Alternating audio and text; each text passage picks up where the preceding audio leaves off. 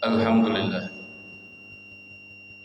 Alhamdulillahi wa kafa wa salatu wa salam ala rasulihil mustafa Habibina Muhammadin ibn Abdillah wa ala alihi wa ashabihi ahla sidqi wal wafa. Asyhadu an la ilaha illallah wahdahu la syarika lah wa asyhadu anna Muhammadan abduhu wa rasuluhu la nabiyya ba'da. Fa ya ibadallah usini wa iyyakum bitaqwallah faqad faza man ittaqa. فإن الله تعالى يقول في كتابه الكريم أعوذ بالله من الشيطان الرجيم بسم الله الرحمن الرحيم يا أيها الذين آمنوا اتقوا الله وقولوا قولا سديدا يصلح لكم أعمالكم ويغفر لكم ذنوبكم ومن يطع الله ورسوله فقد فاز فوزا عظيما أما بعد. Hadirin jamaah salat Jumat Masjid Darut Taqwa yang dirahmati Allah Subhanahu wa taala. Alhamdulillah di siang hari ini kita dipertemukan Allah dalam niatan yang kuat untuk beribadah, dalam niatan kuat untuk sama-sama berkumpul dalam majelis yang insya Allah berbarokah ini. Semoga ikhlasnya niat kita dalam melangkahkan kaki menuju majelis ini kelak menjadi pemberat amal kebaikan kita di akhirat. Salawat serta salam kita haturkan kepada Nabi kita Muhammad sallallahu alaihi wasallam.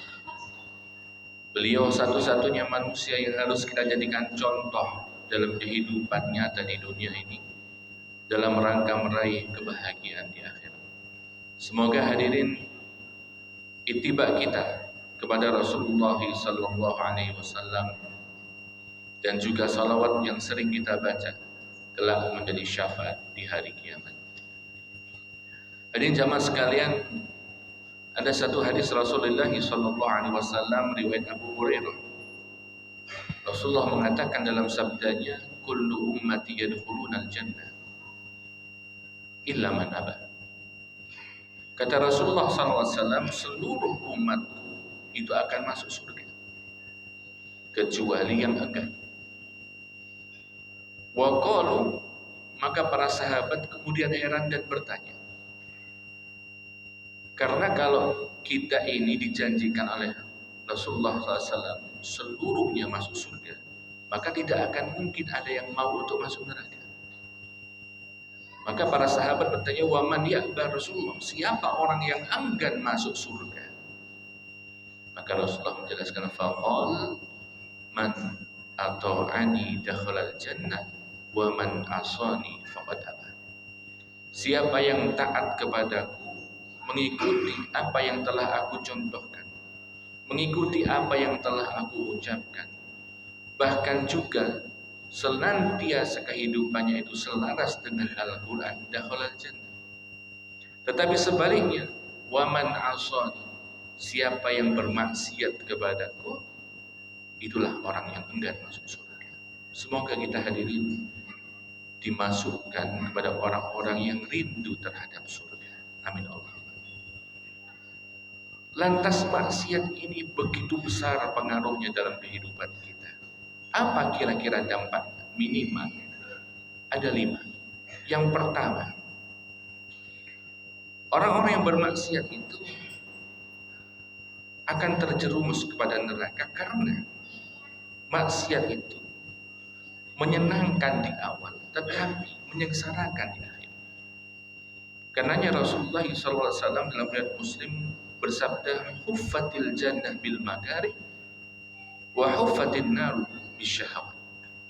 Sungguh yang namanya surga itu diliputi dengan hal-hal yang tidak enak. Sekarang ini waktunya panjenengan, mungkin ada yang istirahat, mungkin ada yang masih bekerja, mungkin ada yang masih belajar, dipanggil oleh Allah. Idza nudiya lis-shalah min yaumil jum'ah fas'au ila dzikrillah wa dzarul bait. Dipanggil oleh Allah dalam rangka ibadah Jumat, tinggalkanlah semuanya. Kita kemudian datang ke majelis ini. Secara hitungan matematika kalau kita berdagang, ada mungkin orang yang beli. Ada. Kalau kita seorang pebisnis pasti ada orang yang transaksi tadi. Tetapi karena kita taat kepada Allah dan Rasulnya, datang. Begitu pula mungkin yang sedang belajar. Karenanya surga itu diliputi ketidakenakan. Jadi untuk menuju surga pasti ada hal-hal yang tidak kita suka. Tetapi yang namanya neraka diliputi dengan hal-hal yang berbau syahwat. Keinginan-keinginan yang sesaat, lintasan-lintasan pikiran yang kemudian liar kita selesaikan, kita lakukan, itulah yang nanti akan menuntun kepada neraka Allah Subhanahu wa taala. Karenanya hadirin jemaah sekalian, di antara tanda bahwa maksiat itu memberatkan orang adalah karena nanti maksiat menjerumuskan kepada neraka. Yang kedua, dampak maksiat itu adalah menghalangi ilmu. Suatu ketika Imam Syafi'i itu sulit menghafalkan waktu beliau mondok, sulit menghafalkan. Maka ada baitnya yang terkenal. Ini ada di dalam Al-Hikam juga ada. Syakautu ila waqi'i subahidhi fa'arsyadani ila tarkil ma'asi. Aku mengadu kepada guruku Al-Waqi. Gurunya namanya Waqi. Kok susah aku menghafal? Jadi untuk adik-adik yang sekarang susah menghafal, ingat pesan Imam Syafi'i. Apa kata gurunya? Fa'arsyadani ila tarkil ma'asi. Tinggalkan maksiat. Maksiat anak-anak mungkin hal-hal yang kecil. Maksiat orang dewasa bisa jadi besar. Karena bermaksiat itu ada maksiat yang besar, ada maksiat yang kecil. Sesungguhnya, kenapa? Al-Waqi mengatakan fa'akhbarani bi anna ilma nurun wa nurullahi la yuhdali. Kenapa orang-orang yang bermaksiat terhalang dari ilmu? Karena ilmu itu cahaya. Dan cahaya tidak akan masuk kepada hati orang yang sedang gelap. Kegelapan itu karena berawal dari maksiat. Satu titik maksiat itu membuat satu titik kegelapan dalam hati kita. Semakin banyak kemaksiatan yang kita lakukan, semakin gelap hati kita. Maka sebanyak apapun cahaya ilmu yang datang kepada kita, tidak akan bisa menerangi hati. Karenanya dampak daripada maksiat itu, hati kita akan terhalang dari itu. Yang ketiga, yang ini sangat-sangat membahayakan. Maksiat itu menghalangi rizki. Kalau kita sedang merasa sekarang kok seret rizkinya, usahanya kok sedang surut, ekonominya sedang jatuh, ayo introspeksi. Jangan-jangan ada kemaksiatan yang kita lakukan, baik maksiat kecil maupun maksiat yang besar. Kenapa? Karena sesungguhnya dalam riwayat Ibnu Majah, Rasulullah SAW itu bersabda, Innar rajula la yuhramu rizqa bidzambi yusibu. Sesungguhnya seorang laki-laki itu benar-benar akan diharamkan oleh Allah dari rizki tatkala dia melakukan maksiat. Kemaksiatan yang kita lakukan mungkin itu untuk diri kita, tapi bisa jadi itu berdampak kepada orang lain. Contoh, ketika kita ini mungkin secara tidak sengaja motong jalan, awalnya kita lurus, tiba-tiba langsung motong aja jalan, entah kanan entah kiri, tanpa adanya tanda sen kanan atau kiri. Perhatikan, ada hak orang lain yang itu kemudian kita ambil. Terjadilah kecelakaan. Siapa yang merugi? Bukan hanya kita, tapi juga orang lain. Karena kemaksiatan yang bentuknya seperti ini, itu bisa menghalangi rezeki masyaallah hadirin rahimakumullah. Dan yang ketiga, dampak maksiat itu, yang keempat, dampak maksiat itu membuat hati hampa. Tadi saya terangkan di awal bahwa maksiat itu seperti satu titik hitam. Ketika semakin banyak maksiat dilakukan, apa yang terjadi? Seluruh hati kita, seluruh pikiran kita akan diliputi oleh maksiat, dan itu bentuknya kegelapan. Ketika orang dalam kegelapan diberitahu apapun, dinasihati apapun, bahkan diberikan bacaan yang itu menerangi banyak orang, dia akan tetap dalam kegelapan. Bagaimana caranya? Keluar dari kegelapan itu, bertaubat, jangan ulangi. Kenapa? Tatkala masih kita berada dalam kegelapan, apapun yang akan kita lihat tidak akan pernah terpampang dalam diri kita. Karena alat sebagai penerang yaitu ilmu tidak ada dalam diri kita. Yang terakhir, Yang menjadi dampak daripada maksiat dalam hidup kita adalah maksiat itu menjauhkan diri kita dari orang-orang baik. Ini sungguh rizki yang sangat luar biasa. Orang baik di sekitar kita itu rizki yang luar biasa. Tapi tatkala kita bermaksiat, orang-orang yang baik di sekitar kita hilang.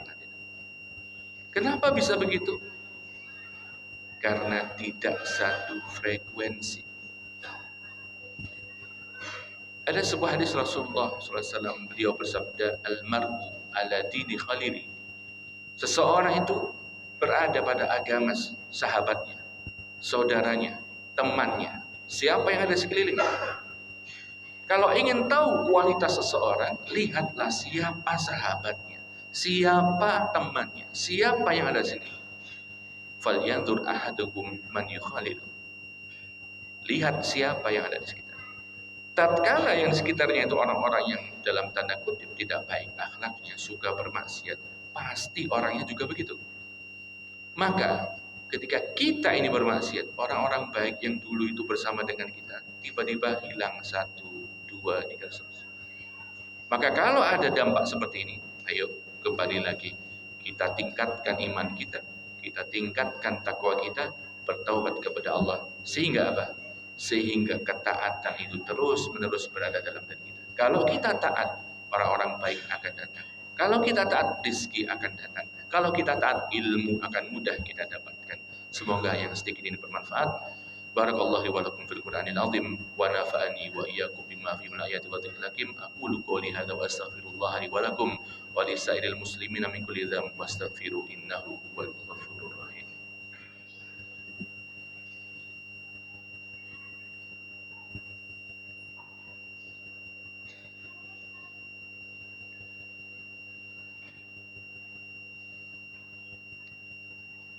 Alhamdulillah. Alhamdulillahilladzi anzala as-sakinata fi qulubil mu'minin liyazdadu imanan ma'a imanihim. Asyhadu an la ilaha illallah wahdahu la syarika lah wa asyhadu anna Muhammadan abduhu wa rasuluh sayyidul anbiya wa imamil mursalin. Fa ya ibadallah usini wa iyyakum bi taqwallah faqad fazal muttaqun. Fa inna Allah ta'ala yaqulu fi kitabihil karim a'udzu billahi minasy syaithanir rajim. Bismillahirrahmanirrahim. Ya ayyuhalladzina amanu taqullaha haqqa tuqatih wa la tamutunna illa wa antum muslimun. Wa qala Allah ta'ala inna Allah wa malaikatahu yusalluna 'alan nabi ya ayyuhalladzina amanu sallu alaihi wa sallimu taslima. Allahumma salli wa sallim ala sayyidina Muhammad wa ala ali sayyidina Muhammad kama sallaita ala sayyidina Ibrahim wa ala ali sayyidina Ibrahim wa barik ala sayyidina Muhammad wa ala ali sayyidina Muhammad kama barakta ala sayyidina Ibrahim wa ala ali sayyidina Ibrahim fil alamin innaka Hamidum Majid. Allahumma ighfir lil muslimina wal muslimat wal mu'minina wal mu'minat al ahya minhum wal amwat innaka qaribun mujibud da'wat fa ya qadiyal hajat wa ghafirudz dzunubi wa sayyi'at. Allahumma aslih lana dinana alladhi huwa ismatu umurina wa aslih lana dunyana allati fiha ma'ashuna wa aslih lana akhiratana allati ilaiha ma'aduna waj'alil hayata ziyadatan lana min kulli khair waj'alil mauta rahatan lana min kulli syarr. Rabbana atina fid dunya hasanah wa fil akhirati hasanah wa qina adzaban nar. Walhamdulillahi rabbil alamin.